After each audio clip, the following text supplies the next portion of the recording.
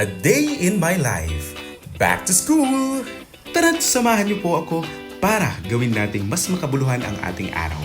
Ako po ngayon ay bubisita sa aking classroom dahil namimiss na raw po niya ako. Sana all.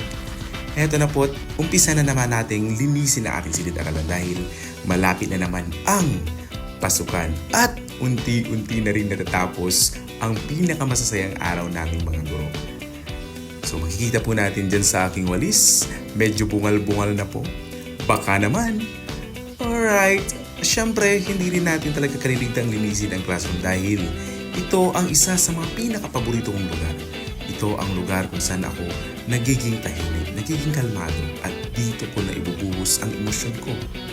Ang lahat-lahat ng mga kaganapan dito ay laging nakikita at lagi kaming nagsasama ng aking silid-aralan.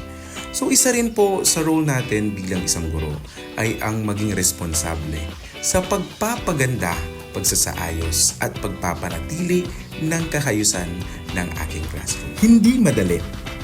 Pero para sa mga bata, ilalaban natin yan. Sana all, pinaglalaban. Siyempre, parte rin ng ating role bilang guro ang maihanda ang mga aklat na gagamitin ng mga bata. Inisa-isa natin itong binilang at tinignan natin kung may kulang. Kasi nga, dyan siya magaling ang hanapin kung ano ang kulang. Joke lang po. At intro lamang yan ng aking brigada eskwela. Sa mga nagnanais pong magbahagi ng cleaning materials o mga gamit pang eskwela para sa bata, PM nyo lamang po ako. Maraming salamat!